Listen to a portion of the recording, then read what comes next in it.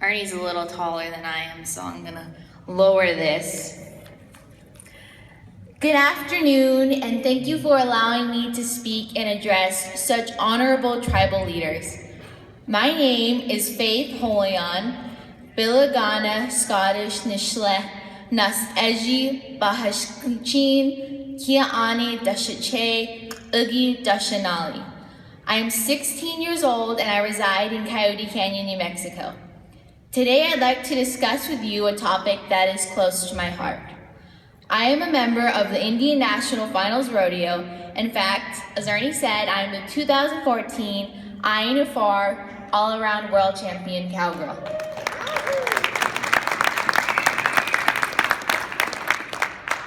When I won my championship, so did another friend of mine.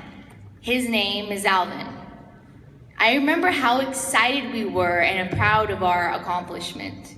However, when I went to defend my title this year, I went with a heavy heart as Alvin had decided to take his own life. He decided that he could no longer cope with his life and what he was doing. I'll never forget where I was and what I was doing when I heard the unbelievable news. I laid there for several minutes thinking it could not be true, mostly because he had just sent me, and I'm sure several others, a message on Facebook the night before. I wouldn't say we were the best of friends, but we were friends. We did not communicate often, but he never failed to send me a message on some of my biggest accomplishments, such as the National High School Rodeo Finals, simply asking when I was up. I shared my competition dates and he replied, "Good luck, champ. Bring home a national title." The night before his death, a simple, "Hey pal, what are you doing?" My response, "Just roping the dummy." His response, "Have a good evening." Nothing I felt out of ordinary.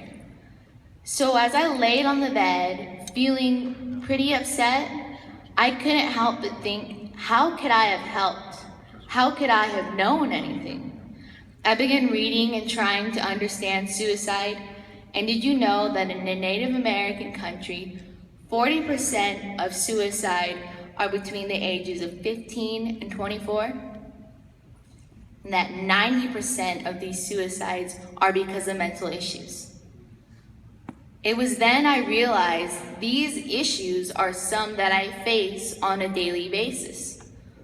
I decided the best thing I could do was to be here in front of you all and be real about faith and be real about myself, to break my silence and share my story with you. You see, under this hat, my attire, my patches, my smile, my world championship buckle is Faith Anna Holyan, who externally everything looks on point, but I'm struggling with my self-image. By this, I mean the idea, conception, and mental image I have of myself. You see, I'm a perfectionist, and has been a part of me for as long as I can remember and has really affected my life. I can remember as early in the 2nd grade, not knowing an answer on a test and literally falling apart. I remember thinking, it won't happen again. I'll get it right next time. I'll get them all right. I'll be perfect. But time and time again, my perfectionism faces me right in the mind and in the heart. Now, for those of you who know rodeo and various sports, golf, basketball, whatever, very seldom is there an absolute perfect run. So you can see how this would affect my performance both in and out of the arena. Not only that, but add pressures in my daily life and goals. I began putting added pressure on myself to prove that I could be perfect.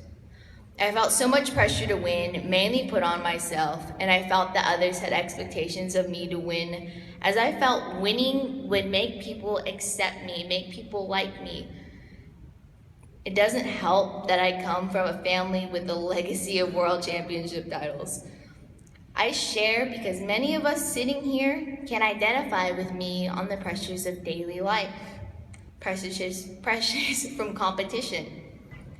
You see, I have had my heart broken. I too have been bullied online and personally. I have been singled out of a group of girls. I too have parents who have disagreements. I have seen loved ones affected by drugs, alcoholism, social and economic issues. I face so many issues that sometimes it makes me so disappointed, sad, hurt, time and time again.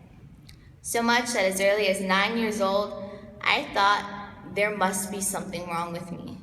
Why am I different? Why aren't others like I am? I had all these questions, but one thing I did know is that I loved riding horses, and this made my heart beyond happy, and it's now my passion. But time went on and I realized I couldn't escape and had to learn to understand my mind. I had to find ways to cope with my life and my issues. One of the biggest things I learned through counseling, self-help books, and mentors is I must know the difference between my mind, my heart, and my self-image. The voice that says to me, you have to be perfect. You failed, you're not good enough, no one loves you, and on and on. I've realized I have to love myself. I must embrace my heart and tell myself, it's okay. I did my best. I am loved and liked no matter what. Sometimes it is easier than other times, so I have to always work to keep an awareness of it. I always try to read and learn because I know it'll always be a work in progress for me. And I've learned there are so many people out there willing to help and listen. I know in my culture, and I'm sure across Indian country, we're told to be tough, don't cry, be brave, and as young people, we are afraid to seek help and to talk about it. I know that many of us think, oh, I don't want to bother them, they have enough on their minds, I'm supposed to be tough, and if I cry, I'm weak.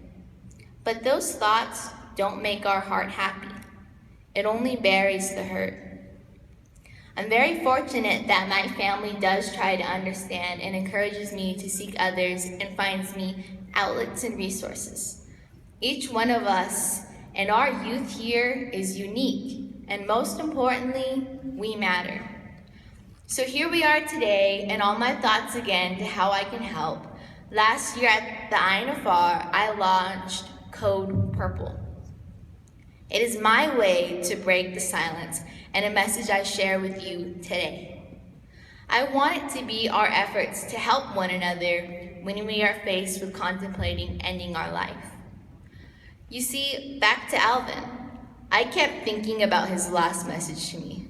Hey pal, if he would have put in his message, Code Purple, I would have known. Let's talk about it. Let's find help.